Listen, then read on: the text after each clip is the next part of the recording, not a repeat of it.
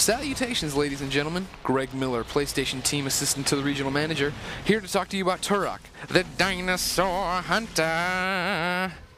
Bread used to cost 2 cents, gas was free, and Britney Spears was sane. Yes, a lot's changed since the N64 days, but Turok's here to take you back, only with less fog. A new title from Touchstone in Propaganda, Turok casts you as Joseph Turok, a Native American who used to be a member of the renegade group known as the Wolf Pack. But now he's a member of the Black Ops Squad known as Whiskey Company, and surprise, surprise, is on a mission to capture his former mentor and the leader of the Wolf Pack.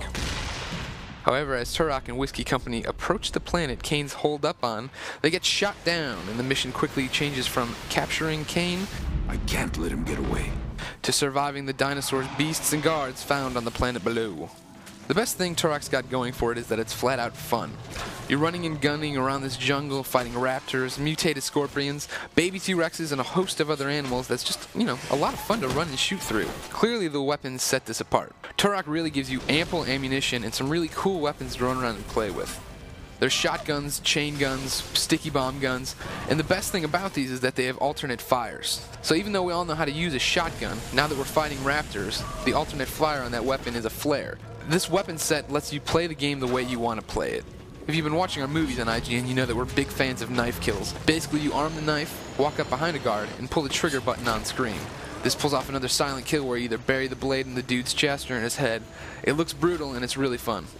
You control the weapons through the D-pad, so at any time you always have your bow and arrow and your knife, but then you get to switch out the left and right, being a shotgun, chain gun, whatever this is.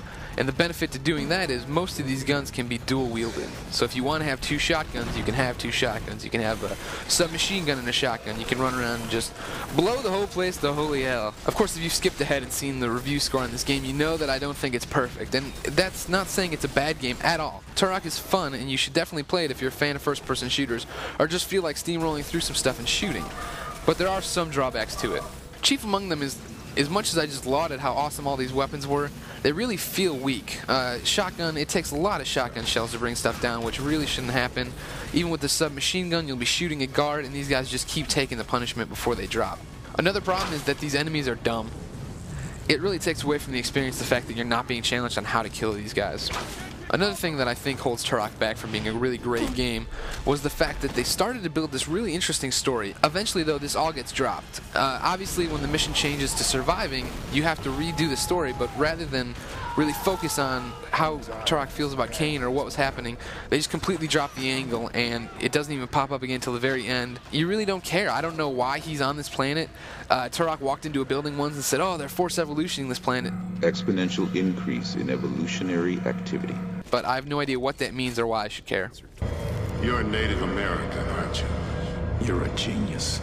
Another drawback is the fact that this game really suffers from ho-hum visuals. It doesn't look bad. It definitely looks good. I mean, there's moments when you're like, oh, that looks really cool. But a lot of times the textures are really just painted onto these really sharp, jagged objects.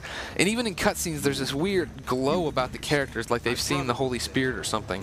It's definitely not the next-gen experience I think most of us were expecting. And the news only gets worse on PlayStation 3, where it really suffers some screen tearing and much, much worse textures. My final complaint about this game is jumps in difficulty. I'm all for being challenged in a game, but Turok never really fits that bill. You just run around, enemies stream out, you shoot them, move on kind of thing. It's fine, it's fun. Like I said, the draw to this game is using these neat weapons and their secondary fires. However, there are specific instances where the difficulty just jumps to an insane level you haven't seen. And the problem I have with it isn't that it's hard. I don't mind being challenged again. The problem I have with it is that it's so linear. If you dig the gameplay, multiplayer is nothing to sneeze at. There's 7 maps and 6 modes, but I mean, really, they're the same thing we've seen in just about every game. Deathmatch, team deathmatch, capture the flag. So it comes down to if you like the weapons. However, there is a really cool thing in Turok called co-op, where you and your friends can get online and go together through some missions. But the biggest drawback is there's only 3 of them. Kind of a sad spot. Turok is fun and it really suffers from no colossal problems, but stuff holds it back from being a really great game that it could have been. It's a fun first-person shooter, but it's not challenging, it's not really all that engaging. The story leaves you lacking. The way I sum it up when I tell people about it is that it really reminds me of a first-person Contra. You have these cool weapons, you run around, shoot stuff, ammo's never a problem, but there's never really a story and you feel like you could just stop playing at any time.